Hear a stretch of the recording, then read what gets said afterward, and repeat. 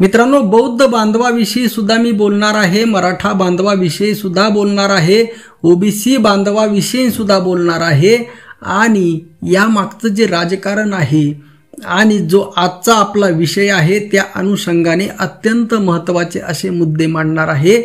याच्या अगोदर थोडक्यात 2 मिनिटांमध्ये पार्श्वभूमी लक्षामध्ये घ्या।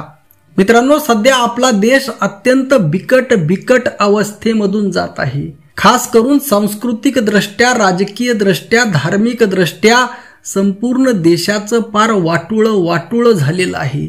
खास करून या मागच्या 10 वर्षामध्ये नरेंद्र मोदींनी आणि महाराष्ट्रामध्ये देवेंद्र फडणवीस यांनी जो नंगा नाच केलेला आहे तो इतका दुर्दैवी आहे, यानंतर येणाऱ्या अनेक पिढ्यांना ते भोगावं लागणार आहे।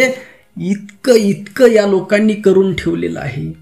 मित्रांनो, 10 वर्षापूर्वी अशी परिस्थिती नव्हती। 10 वर्षापूर्वी लोकांचे पोटापाण्याचे प्रश्न होते, परंतु एवढे गंभीर नव्हते।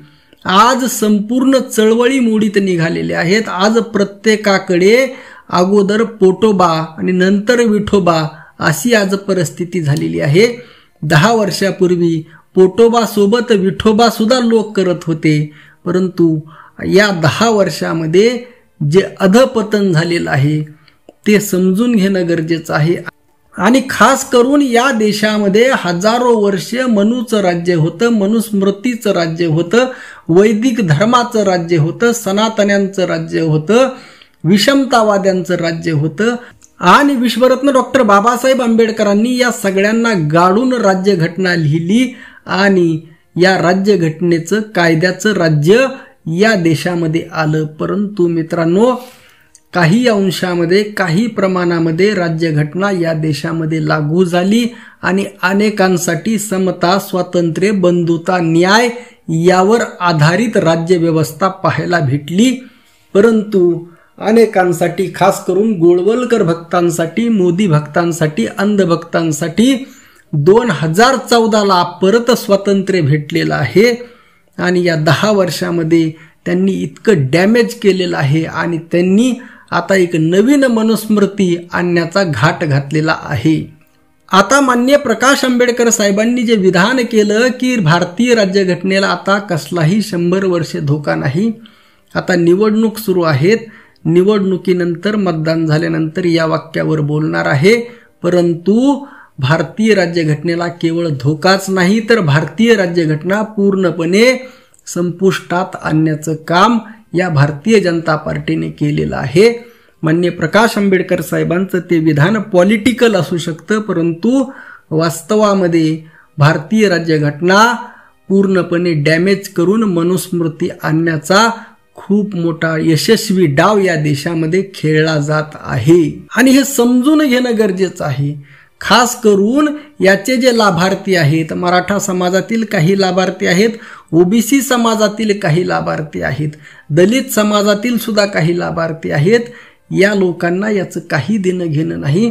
परंतु या मराठा, ओबीसी आणि दलित या वर्गातील सर्वसामान्य लोकांना याचे प्रचंड परिणाम भोगावे लागणार आहेत। आता यामध्ये ज्यावेळेस मी बौद्ध बांधवांकडे पाहतो किंवा बौद्ध बांधवांना काही सांगण्याचा प्रयत्न करतो त्यावेळेस 90% बांधव पॉझिटिव्ह रिॲक्ट होतात, परंतु 10%चं असं म्हणणं येतं की आम्ही आता या ब्राह्मणी व्यवस्थेतून, या गुलामगिरीतून बाहेर पडलेलो आहोत, तुमचं तुम्ही बघा।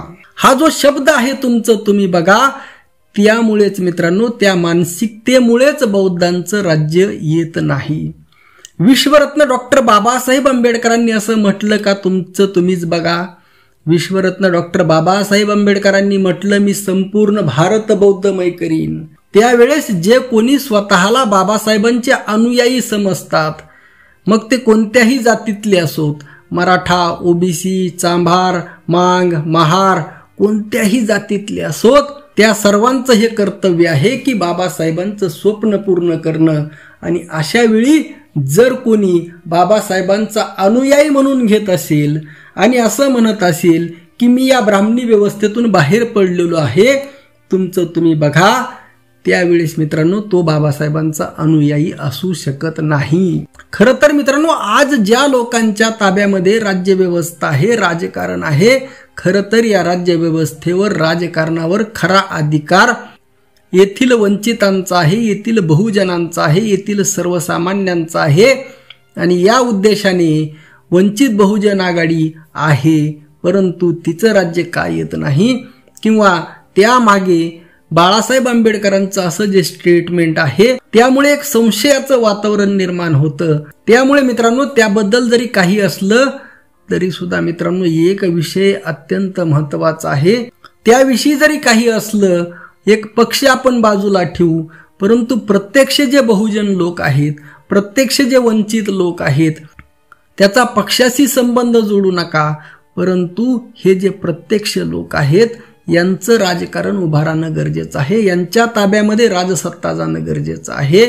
परंतु असं न होण्यामागची कारणं आपण शोधली पाहिजेत आणि त्यासाठी कॅडर बेस कार्यक्रम जो असणं गरजेचं आहे तो कुठंतरी हरवून गेलेला आहे.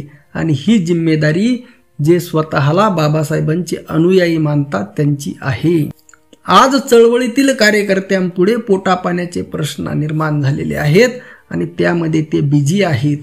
मी एक सर्वसाधारण शेतकरी आहे, तरी सुद्धा शेती करून माझ्या उपजीविका भागवून यामध्ये वेळ देण्यास मी तयारी आहे. तशी तयारी, तसे समर्पण प्रत्येकाने करणं गरजेचं आहे.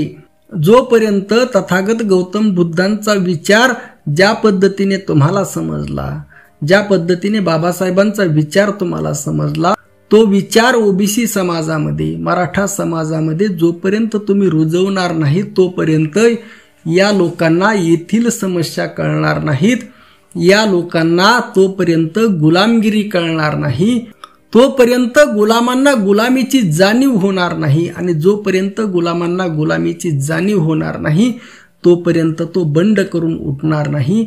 आणि त्यासाठी खूप खूप काम करणं गरजेचं आहे, खूप व्यापक मोहीम आखणं गरजेचं आहे. आणि यामध्ये कुठंतरी कमी पडत आहोत. आणि जोपर्यंत हा एक मोठा घटक आहे, 52%, 50% ओबीसी समाज आणि मराठा ओबीसी मिळून जवळपास 70% समाज, हा समाज जर तुम्ही या प्रस्थापित पक्षांच्या दावणीला जर बांधणार असाल तर वंचितांचं, बौद्धांचं राज्य कसं येईल याचा विचार करा.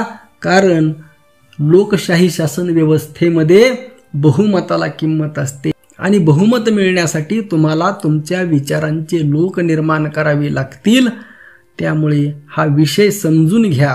केवळ महायुती जाऊन महाविकास आघाडी आल्याने हे बदलणार नाही. लोकांना बदलावे लागेल, लोकांच्या डोक्यातील सॉफ्टवेअर बदलावं लागेल.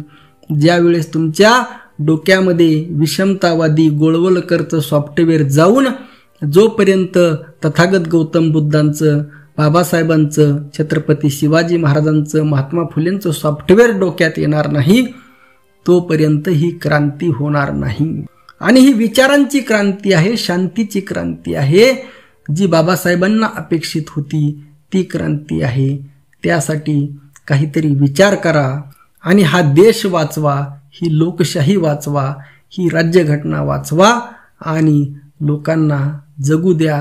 लोकांचं जीवनमान सुधारलं पाहिजे, प्रत्येकाकडे पैसा आला पाहिजे, प्रत्येकाला सुखाने समाधानाने जगता आलं पाहिजे, प्रत्येकाला त्याच्या मूलभूत गरजा भागवता आल्या पाहिजेत.